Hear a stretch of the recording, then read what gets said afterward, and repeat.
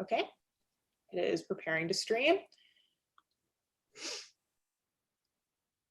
Okay, and Danielle, do you want to, it's starting in just a second. Okay. Yep, it is preparing to stream. All right, you should be all set. So how about you go Danielle, ahead. do you want to, it's starting in just a second. Okay. Wait. Yeah, it is preparing to stream. Wait. All right, you should Playing be at the same all time. set. So how about you go Danielle, do you want to,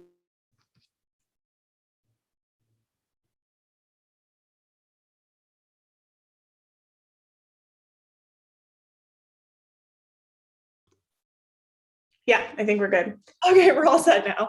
Okay, so Danielle, I'm going to go ahead and change this to speaker. And then do you want to go ahead and introduce the topic for today? Yeah, absolutely. So hi, everyone. Welcome to our second Academics in Conversation. Thanks so much for being here or watching on the live stream. So today we're going to be talking a little bit about relationships in academia. Kaelyn and I are going to share our experience, some tips, things that we have found, but then we really want to open it up to conversation to everybody else, just because being an academic can be a little bit of a weird journey and it can definitely impact your relationships in different ways. Now, we are going to cover different types of relationships. So I think people sometimes automatically think romantic relationships, but we're also going to talk about professional relationships, friends, family, and then we will touch on romantic relationships because none of us live in a vacuum, and it definitely impacts us when you do something all-consuming like being an academic. So that's what we're going to be chatting about today, and we're excited to get everyone's input and feedback. Wonderful. So to get us started, I'm just going to go through just a quick introduction. So I'm going to introduce myself, then Danielle, and then Kelly, if you would be willing to introduce yourself. I'm so sorry for the siren in the background. This will be over in just a second. But regardless, hello, my name is Kaelyn Grace Apple, also known as the Redhead Academic on YouTube and Instagram. I am the founder of Accepted Consulting and Accepted Society, and I am a incoming second-year PhD student in history and African American studies at Yale. I do research on enslaved women and the law in early America, and that's kind of my general introduction. And Danielle, you want to take us off? Sure, absolutely. So hi, everyone. My name is Dr. Danielle Lawson. I am the co-founder of Accepted Society. I'm also the head of postdoctoral development at Accepted Consulting.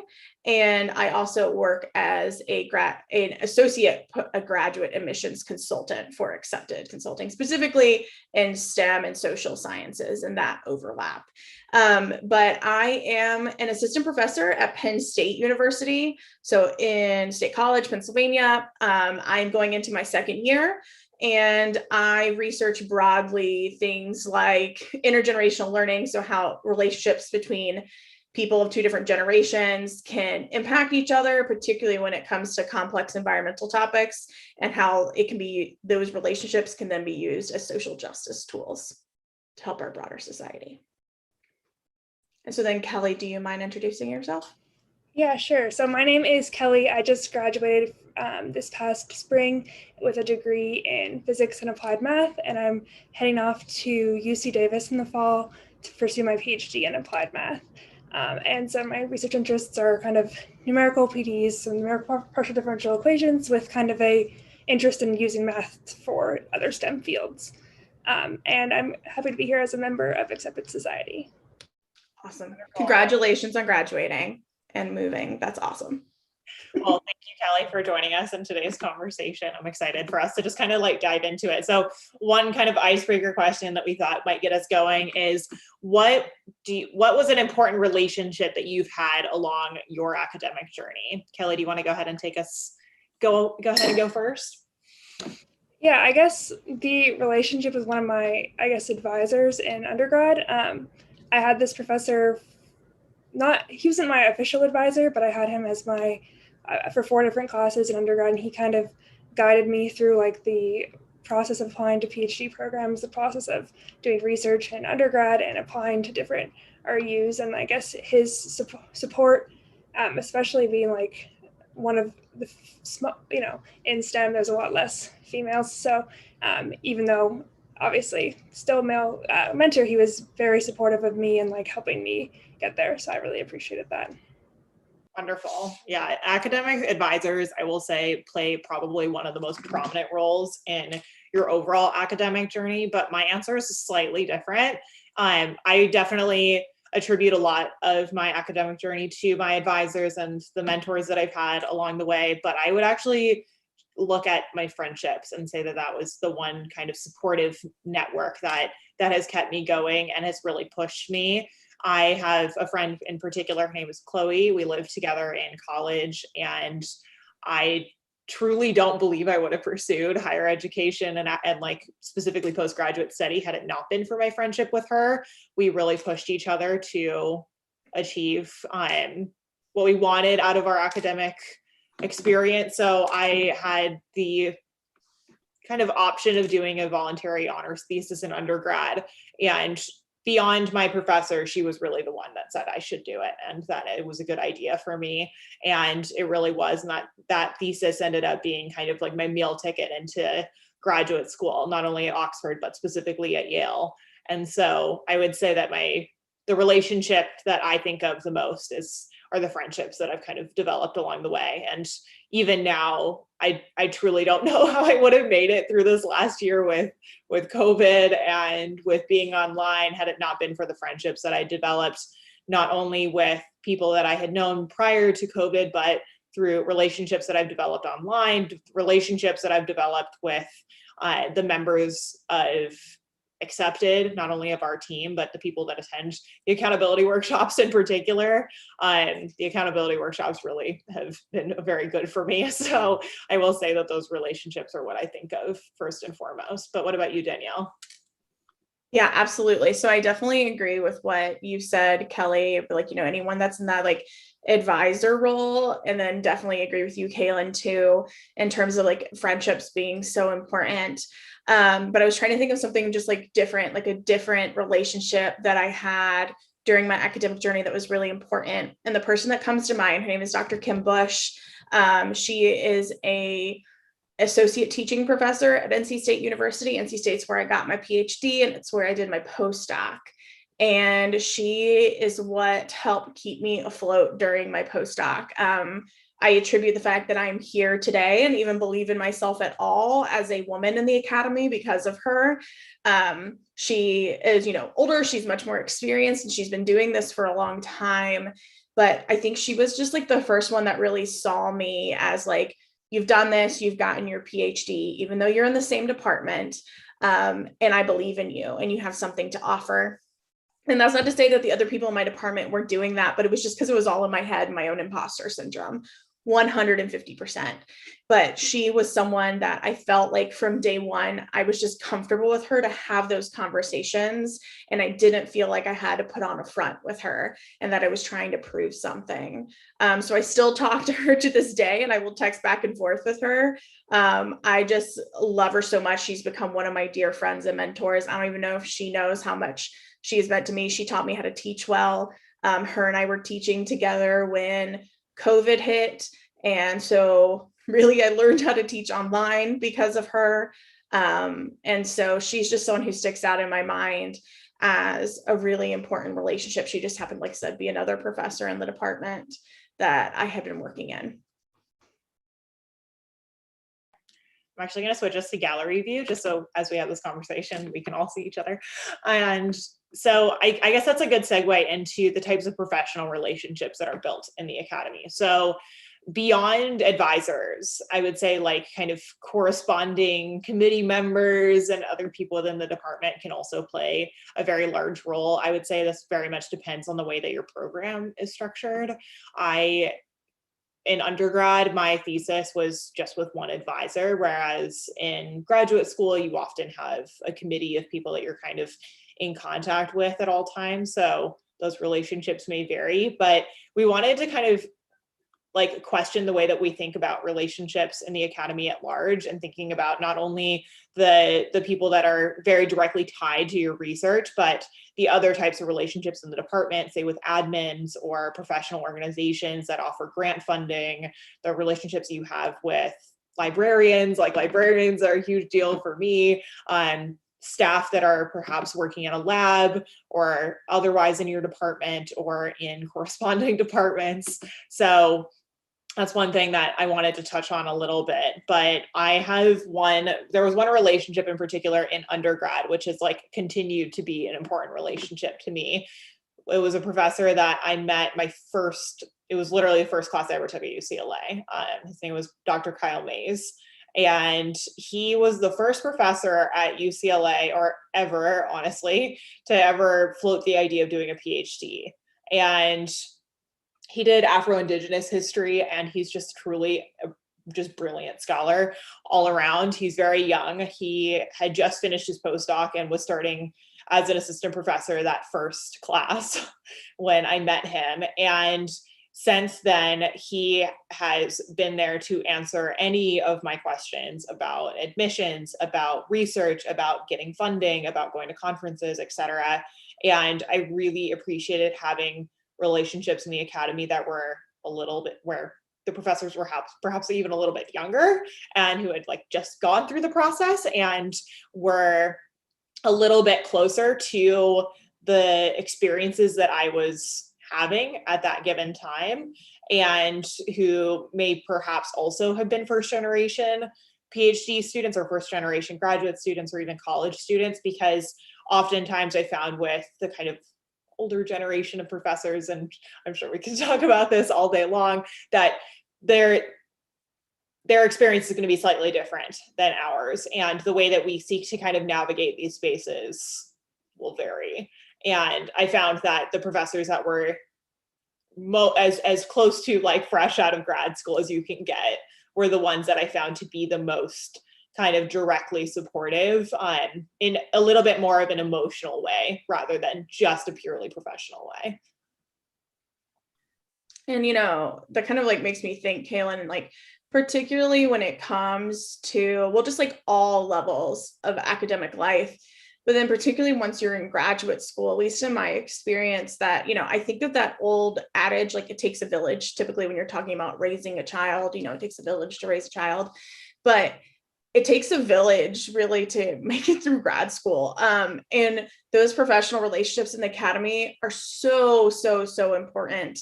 I think sometimes it's so easy to just like live within this bubble when you're writing your dissertation or when you are just in the thick of it and just like with your cohort mates and your advisor and your committee members. And those are the people you interact with and you see and stuff like that, particularly once you get to this place where you are no longer taking courses. And so you're not meeting different professors. So you're in your candidacy and ABD part of the dissertation. But it's so important to have so many other relationships. And I saw a comment on the YouTube live too about administrative staff. Like I have some of the closest relationships even to this day with some of the admins in my department at NC State. And I have developed relationships with the admin in my department here at Penn State. Those people really impact your life and your career. And it's so important to have people outside of your own cohort or your own advisor that are just people that you can lean on when things are hard, or people that you can learn from, or just having connections. I believe I shared this story when in our last academics in conversation, that, one of the people who was on the search committee of the job that I now have, he was my faculty mentor during his first year as a faculty member at a conference that I happened to go to as a student. And I never thought that I would interact with him beyond that mentorship. It was just something I signed up for. I was like, I'm trying to network and grow my network outside of NC State. Never thought that I would ever interact with him again. And now he's my close colleague. And in fact, we went over and celebrated his getting tenure a few weeks ago when you were here, Kaelyn. So it's just like these relationships become so important. It helps you develop, who you are and kind of form your own identity within the academy outside of just your dissertation. And that's critical. Yeah. And we have another academics in conversation series talk coming up soon, all about like very practical tips as to how you can network. But other ways that I can think of that were really beneficial in terms of gaining a support network in the kind of like the actual academic space is actually setting up meetings like with admin, meeting with librarians in person if you can, actually like using your DGS as, or your director of graduate studies as a resource, because I found that your advisor is going to be there for a lot of it, but having other resources to tap into and ask questions, so that way you're not like tiring out your advisor, I think is also important, and being able to kind of seek a second opinion. Also, oftentimes administrators actually know how things function in your department a heck of a lot better than your own advisor does, and a heck of a lot better than anybody else does. And so if you need to ask questions about funding, for example, like while my advisor has definitely reviewed grant proposals, I would go to Marcy, because I think that she's our admin in the history department here, and she is super resourceful. And also, as I saw in the comment on the YouTube live, actually talking to upperclassmen, that is key. That is not even something we wrote down. So that is great piece of advice. Actually speaking to later career PhD students that are hopefully ABD and that have been through the process, asking where they kind of tapped into funding, how did they tap into certain resources, who is it you should go to, what kind of conferences you might want to look at. So all of those relationships are super important. And I'm curious, Kelly, is there any like little nuggets of advice or experiences that you have had within your own department that you would be willing to share?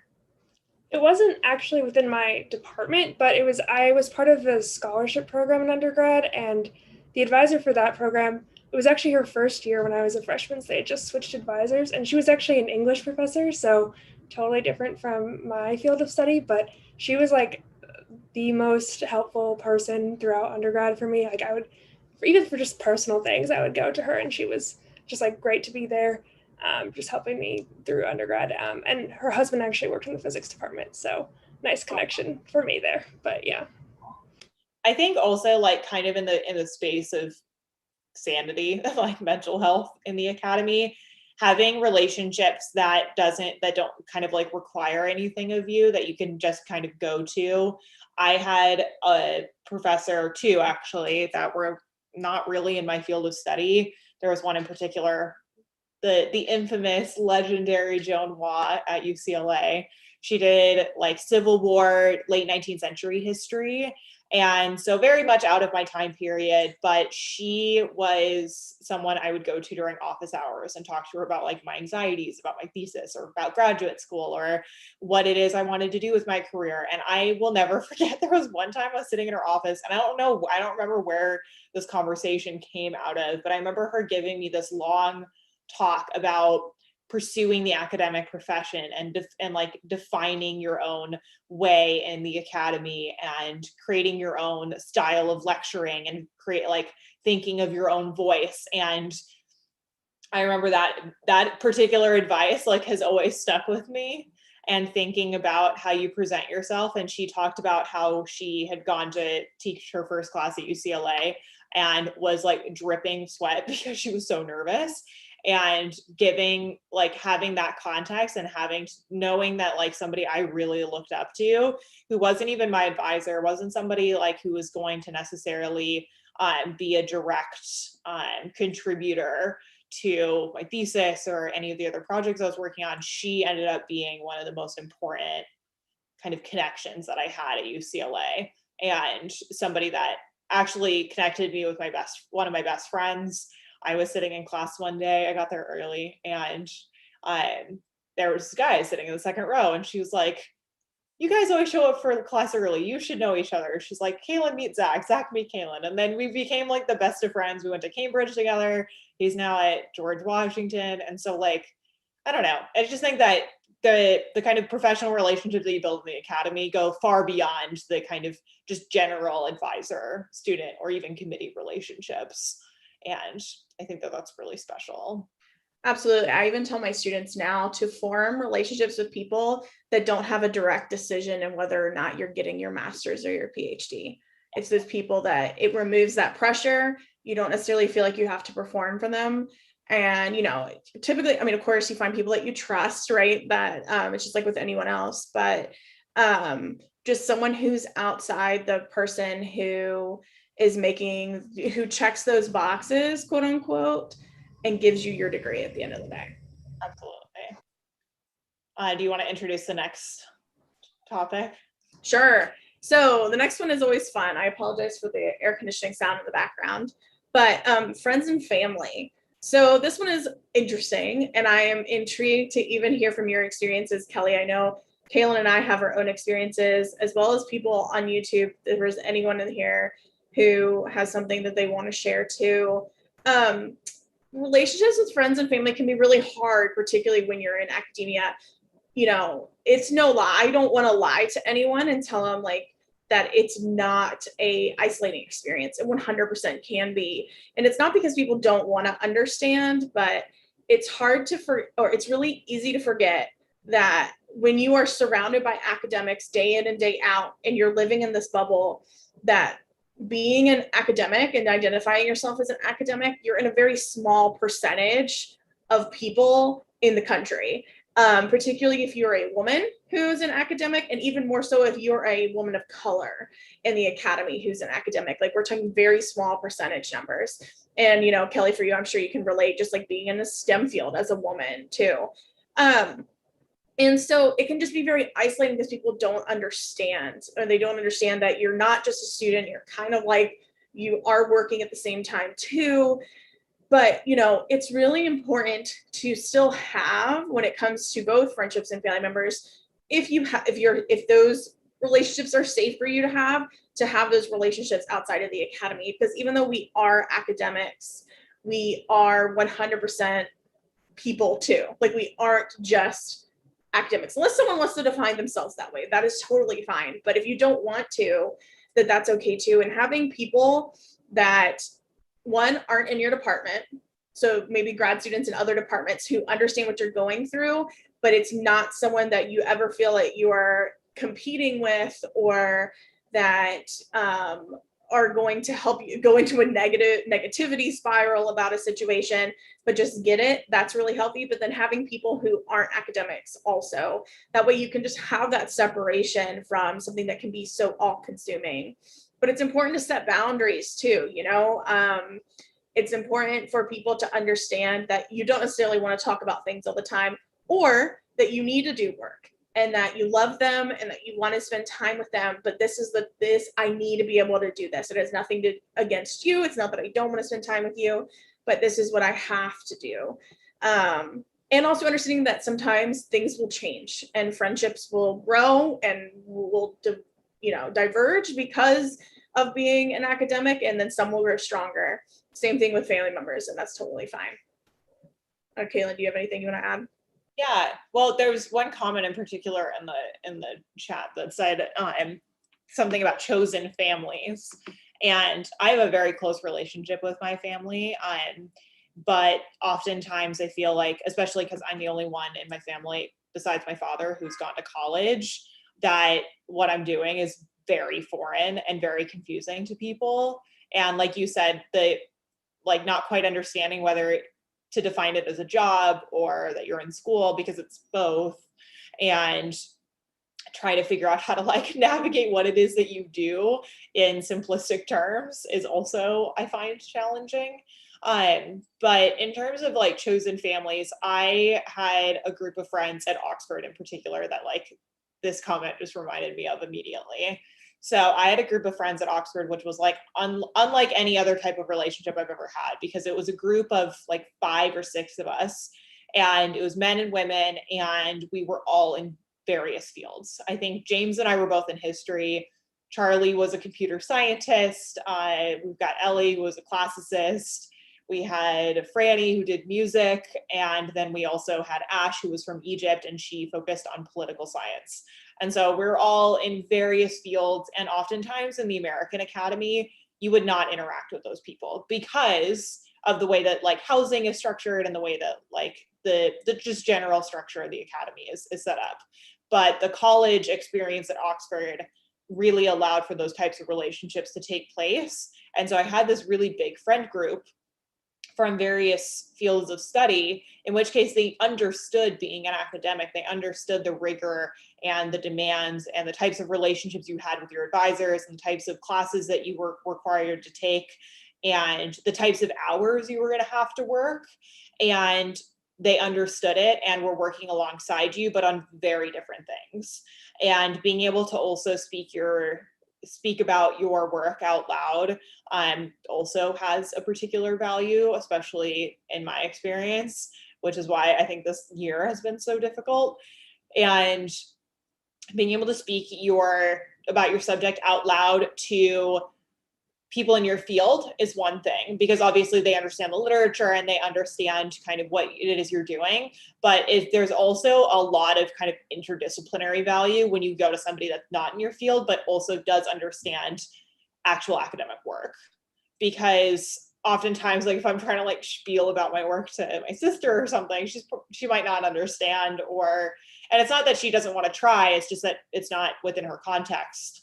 And it's not something that she studies all day long, or she doesn't quite understand like academic writing and the types of like the way that I'm trying to form an argument. And so what was really beneficial about that friend group and what I really appreciated about that, and along the lines of thinking about like chosen family, is that those people I would sit with all night long working on a paper and would bounce ideas off of them.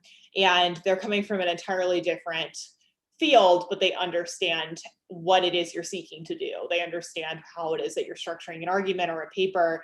And so when I talk about like, oh, I'm having this problem with this referencing management system, then they get it. And so those types of things I think are really valuable. And again, like I'm very close with my family, but it's a very different type of relationship than the types of relationships you're going to build with people that are somehow tangentially related to the academy. But I think there's also value in having friends that have literally nothing to do with school and with the university setting, because I think there is also a lot of benefit to actually decompressing and not talking about your work, or like not having to continually like position your work in such a way. And so I think that also has a lot of value. Do you have anything that you'd like to input, Kelly?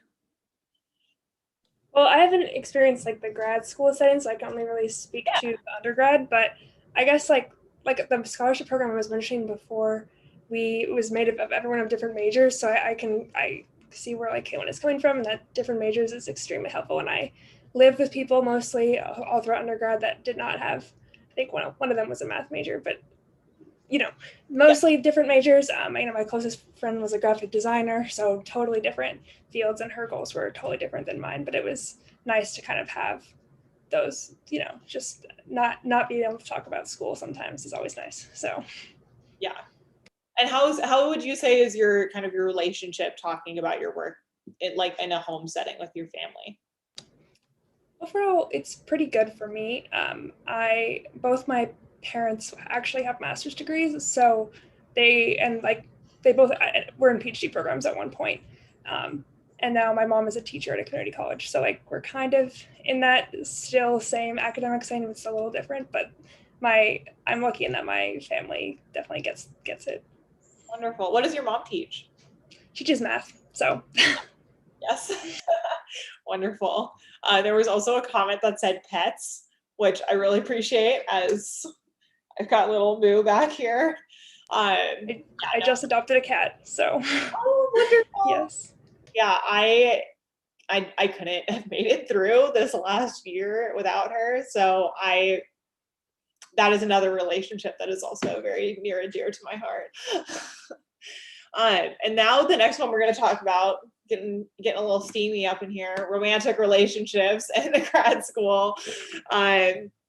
So I will go ahead and just preface that I had a long distance relationship through most of my graduate school experience, which ended in the last month of my spring semester as a PhD student. So my like experience may be ever so slightly different, but I'm very curious to hear Danielle's take on this, because I've obviously like stayed at Danielle's place and met Josh and seen them interact together. And I've got to say, like, the ultimate academic husband. He's a great human. He's a great human. So, I can definitely talk about this. I'll give kind of like an overview of like my relationship with him. And then because he did the entire grad school thing with me, and then kind of like some tips and things that I've found along the way. And then Kaelyn and I'd be interested to hear if you resonate with any of those tips, like what you experienced and that sort of thing. And then of course, Kelly, if you have anything that you want to add that you're comfortable with adding. So, Josh and I met a long time ago. No, I'm realizing it. I'm doing the math in my head. We have been together for over 10 years and we've been married for 5 as of May. So he has done the entire grad school thing with me. Graduated, I met him after I studied abroad in England. So he and I have grown a lot together during that time. I'm laughing because I can just like hear him in the background. But I'm not going to lie and tell you that it was easy the whole time. So Kaelyn sees, and Kaelyn knows this, Kaelyn sees like he is so incredibly supportive and wonderful. And I really don't think I would have made it through some of the things that I've made it through without him and as a part of my support network. But there have been times that, man, like it was super taxing on our relationship. I tell people all the time, this past year was the first time in the 10 years that he and I have been together that there wasn't one of us as a student at some point during it. And a lot of it, we were both students because he went back to school to get a different bachelor's degree and pursue a different career path. So, it is very much so taxing. It taxes everything, because I'm super open on things. It taxes everything from just like how you communicate with a person, to stress, to intimacy, to expectations, to needing someone there to support and them not being able to support you, so on and so forth. It impacts every aspect of a romantic relationship. But boundaries are really, really important, in communication about those boundaries, which then leads to shared expectations. Romantic relationships, I joked all the time that I was like, if Josh and I made it through grad school, we knew that we could make it through a lot of things, and we have in life. And sometimes it breaks relationships because expectations don't match up, and communication can be really difficult. Josh had to be okay with the fact that there were times that I was awake and I was working until 3 a.m. in the morning, or I was so stressed and my mental health was in the toilet because of the fact that I wasn't doing what I needed to. And he had to do more of like a sort of like, the things that were 50-50, but he was, sometimes it's like 90 on his part and 95 and 5 other times. And it takes someone knowing that and having that communication, and knowing, and a lot of the communicating was on me being like, are you okay with this? And me knowing that at some point, if he wasn't okay with some of these things, that was okay, that it didn't mean anything bad about either one of us. And we still have these conversations now. I'm on the tenure track, and the tenure process is kind of like similar to grad school, but on speed in a different way. And I'm like delegating and managing people, and it's just like all this responsibility, which is kind of overwhelming. So, expectations and communication, that's what got us through. That meant we also had to learn how to communicate and communicate well. And it wasn't pretty sometimes, but he and I are like ultra communicative now, I would say. He and I communicate also very differently. So that's where like I process through communication. Kaelyn has seen this, and he is someone, and I know Kaelyn probably is more like Josh in terms of like, he processes internally and then communicates about it. Whereas like I'm processing at the same time. But the other thing too, is that like the beauty of it was that having someone else outside of me, when I didn't have my cats, I have my cats now, so like my pets are my children. He kind of put some work-life balance into things for me because of the fact that I was able to detach myself from work. Now that could also go negatively sometimes if I wanted to use, like I was procrastinating and I didn't want to be doing something and I was just avoiding it because of my anxiety. I would use spending time with him as an excuse. So I also needed him sometimes being like, Danielle, what are you doing? Like, go do that. But we always shared the views that me doing what I was doing advanced my career and my goals. And by advancing my career and my goals, we were also advancing as a couple. And because we had that shared view, there's even a conversation about him going back to grad school in the past. He's not going to anymore, but like things like that and switching the tables. So communication has always been the number one thing, but it does impact things. And, he doesn't come from a family of academics. So it's not like he has that experience to draw on either. So that's kind of like my rambly thoughts. I could do an entire spiel about this. And I'd love to hear anyone else's input for sure. Danielle's relationship gives me hope. Well, I had a similar but like slightly different experience, and this is where I think like communication is absolutely key, because it does uncover whether or not your relationship is going to work alongside your goals. And mine unfortunately didn't. We tried throughout the entire time that I was in grad school up until a couple months ago, and ultimately even though we were very clear with each other, and I thought I was very clear from the beginning, and we did communicate very clearly. And that is one thing that I am so grateful to him and to that relationship for, is that it really taught me how to clearly communicate how I was feeling, what I needed out of the other person or what I needed out of myself, and being able to manage expectations. It also taught me, however, that there are certain expectations that you need to hold on to, and there are certain boundaries that you need to set.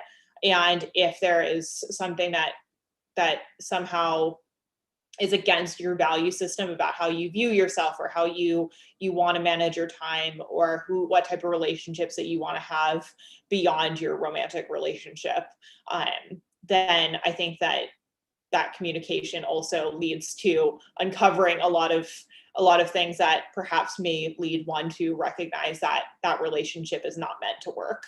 And one of the big challenges that I just don't think is talked nearly enough about is how you manage the relationships as someone who wants to pursue tenure and who wants to actually pursue this as a lifetime career. Because one thing that came up quite a bit was, what happens if I graduate, I do the postdoc, I don't know where that postdoc would be, but I land a tenure track job, but it is not in a place where my partner wants to be. And my way of viewing that is like, well, we'll figure it out. My goals matter, but so do yours. But I'm not going to give up my goals just for this relationship. Like if the person's relationship really looks like it's taking, or their career looks like it's taking off, and we both decide that that is the priority collectively, that's very different than saying, well, if you get a tenure track job at at this spot in the country, for example, then I would expect you to turn it down. Like that wasn't okay with me. And I wasn't going to maintain a relationship where I felt that my options professionally were going to be limited and that they were not going to be supported. And in order to assert that you truly do believe in yourself and in your own goals, you also need to make that clear to other people. And one thing that I have learned tenfold these last couple of months is that being able to just like figure out who you are and what you want is one thing. Being able to make those boundaries and actually assert them and demand that they remain so is another. Like you can know that you are somebody that is deeply independent and that is somebody that really wants a particular type of relationship But if you are not asserting that that is a hard line for you, then that line will continue to get walked all over. And that was what I learned, is that I had these ideas of what I wanted for myself, and that I had those feelings back when I started in this relationship, and I still had them like when it was ending. And the difference being that at the end, I realized the only person that was going to set that boundary and was going to assert that it was important to me was me. And that, unfortunately, that meant that that relationship had to dissolve. That being said, relationships have a deep impact, positive or negative, on the way you can operate in the world, the way that you can perform your work, and being able to figure out how to seek out the relationships that are going to be of benefit and are going to be joyful and that are going to like really lift you up and make you the type of person you really do want to become is a whole other set of challenges. But I think that it's important.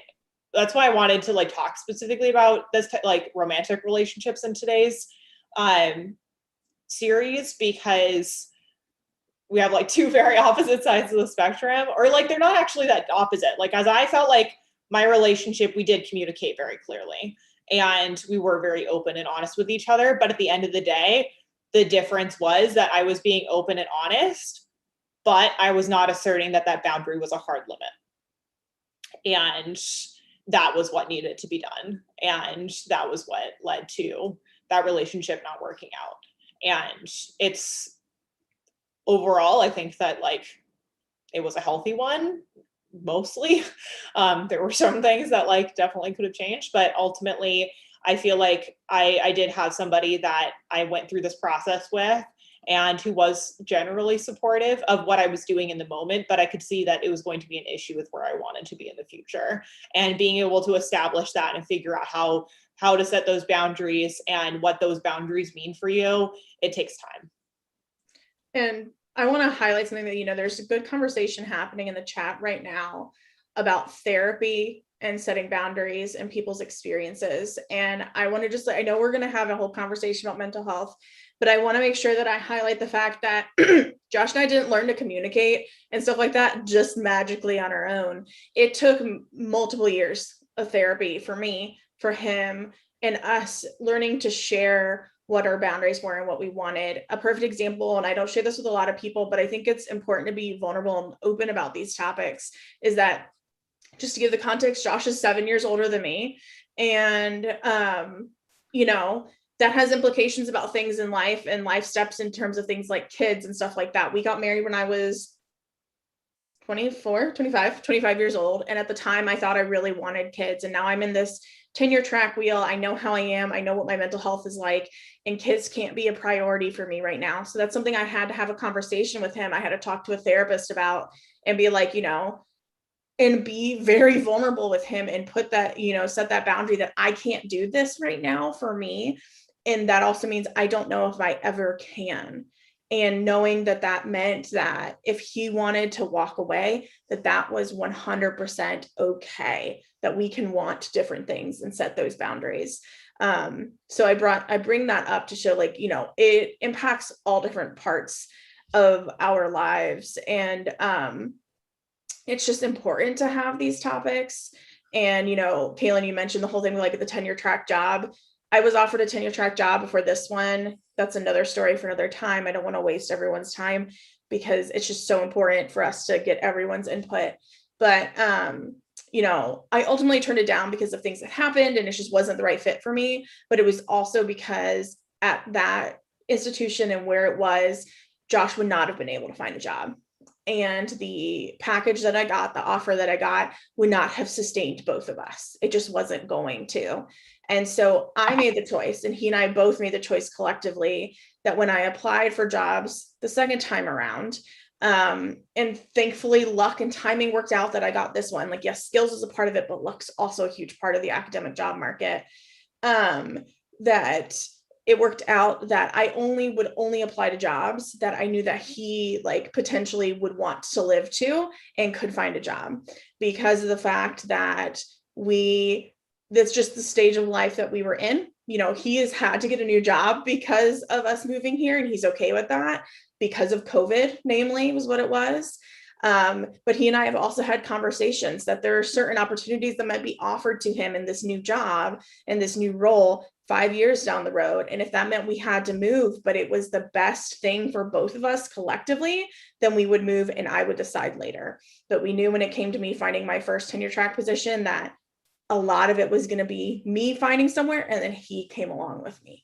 But it was all of these, like I said, years of therapy and just like communicating and understanding that you're living life with this person. And unfortunately, when it's with an academic, it's all consuming and impacts all parts of your life. Sorry, Kaelyn, I've been rambling. Do you have anything that you're comfortable with adding or want to share? Yeah, I can add something. So my boyfriend is in law school right now. So he just finished his 1 year.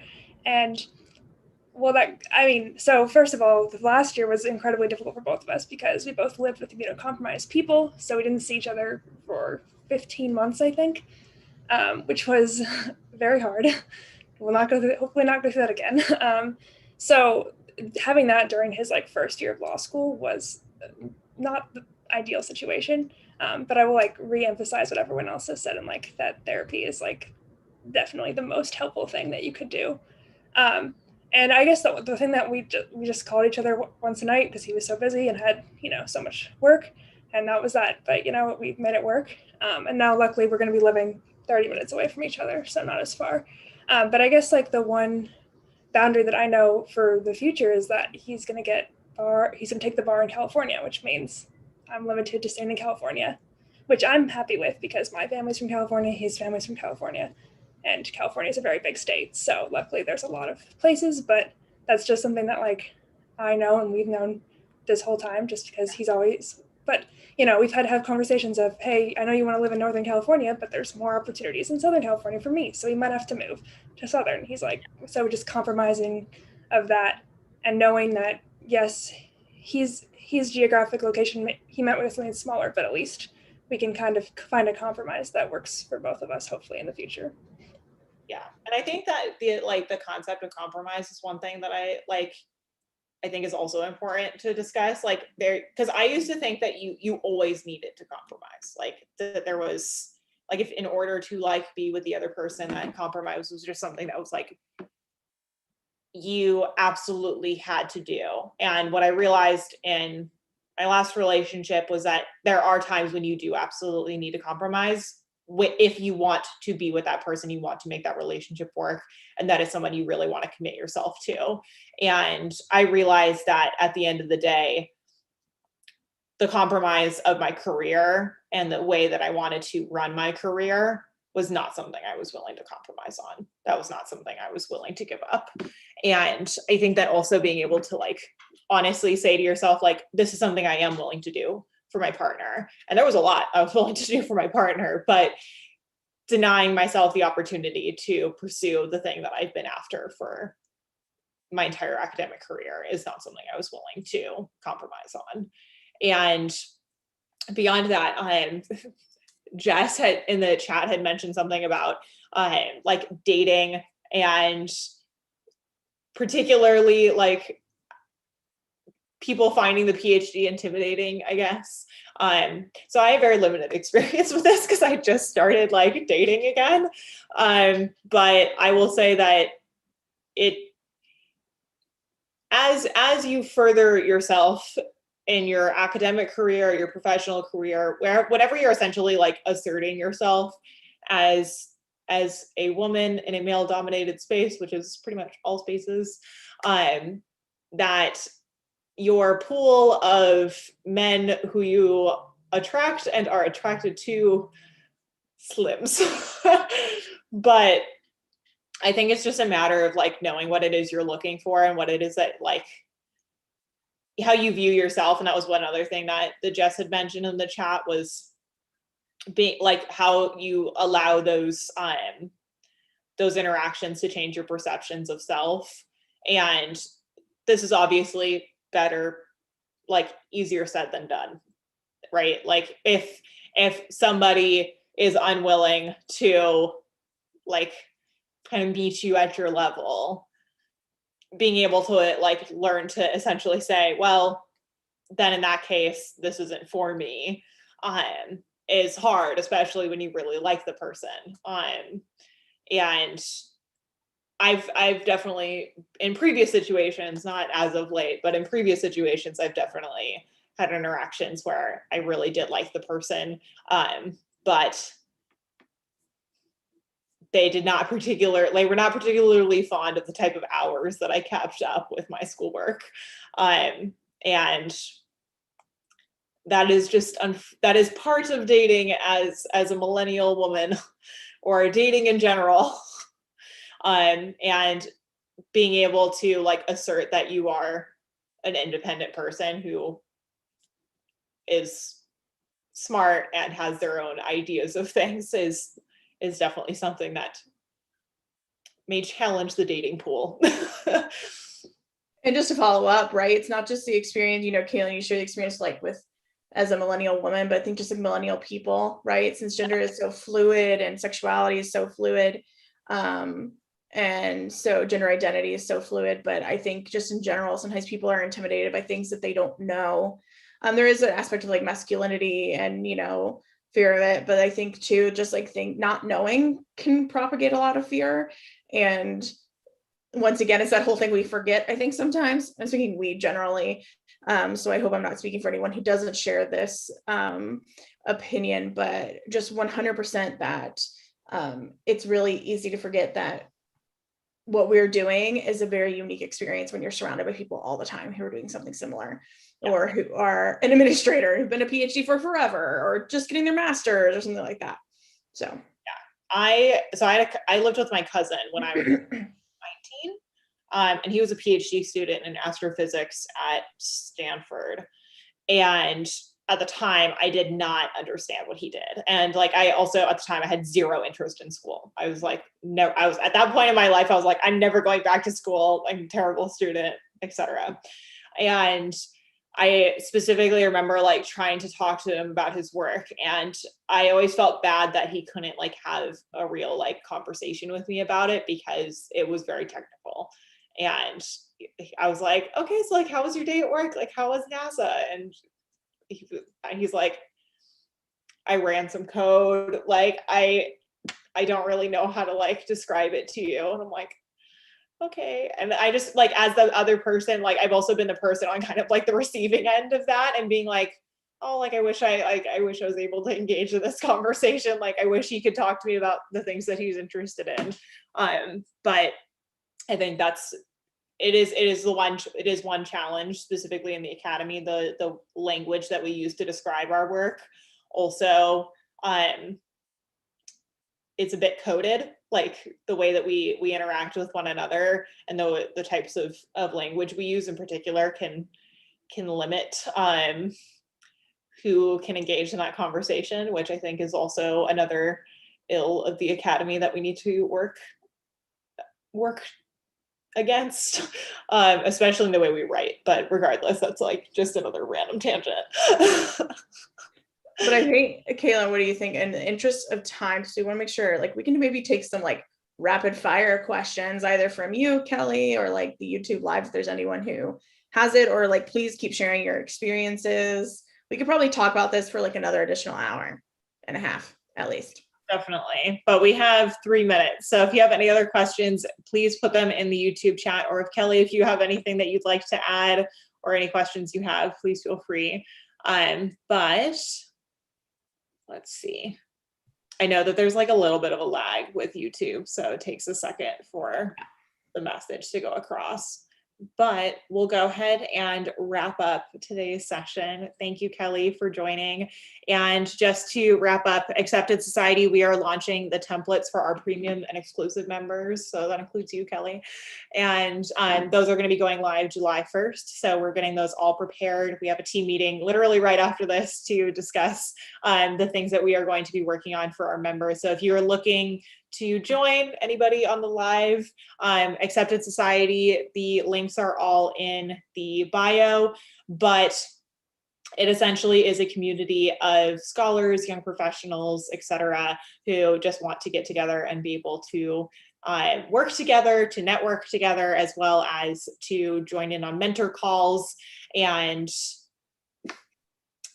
various other tools that we've got. And we've got one question which I'll use to kind of end us off, which is from Michael, and it's addressed to me. What is your best advice to get back into dating as a graduate student? So my current, I've used dating apps since the beginning of when I started dating, back when I was like, I don't know, 18. So I'm back on using dating apps, but I would say my current advice for myself and for anybody is, given that like you have relationship experience in the past, actually write down what it is you're essentially looking for. And one thing that I allowed in my last relationship, which I refuse to allow anymore, is if I feel like certain things, like, it's not that they need to hit a checkbox, but there's certain things that are deeply against my own value system and that I will not allow in any type of future dating situation. And also just going with my, like, actually listening to your gut. And if it seems like it's a problem, it's a problem. Like, if you see a red flag, don't just ignore it. Be aware of it and potentially act on it if needed. So I can talk about this for, like, there's so much more I could talk about in terms of dating as a graduate student, but that's kind of my general advice. And then secondly, don't date people in your program. And so I do want to say too, just like, and recognize that, Michael, you mentioned in the chat earlier, you thanked us for talking about this because it's not talked about enough. But I want to thank everyone who's like willing to share these experiences. There's been a lot of vulnerability that's been happening, even in the chat here in conversation. Kelly, thank you so much. It takes a lot to talk about it, and it takes us talking about it as a community. And that's what Kaelyn and I really wanted for Acceptance Society when we were sitting in the car and thinking about something we wanted to create. And I think it's just going to make us a stronger next generation of scholars. So we should keep up these conversations. But thank you so much for everyone for being vulnerable. I just wanted to recognize that. Thank you. Thank you all for joining. Thank you, Kelly, for being here. And we will see you all next time for the next Academics in Conversation, which will be in 2 weeks. So keep an eye out for YouTube Live. And then Kelly, I hope that we get to see you back here.